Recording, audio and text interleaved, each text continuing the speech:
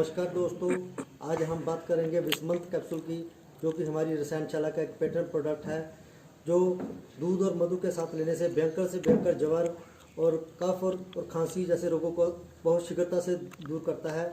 इसके लिए हम आपको दिखाते हैं। इसमें जो मुख्य भस्में हम इस्तेमाल करते हैं, इसमें आप देख सकते हैं रुपये भस्म, वंग भस्म, स्वर्ण भस्म, अबरक भस्म और मुख्य घटक जो है कपूर है और इसमें जायफल है और ये देखिए आप जवित्री है और इसको एलोवेरा की भावना दी जाती है। आप मेरे पीछे देख सकते हैं एलोवेरा लगा हुआ है।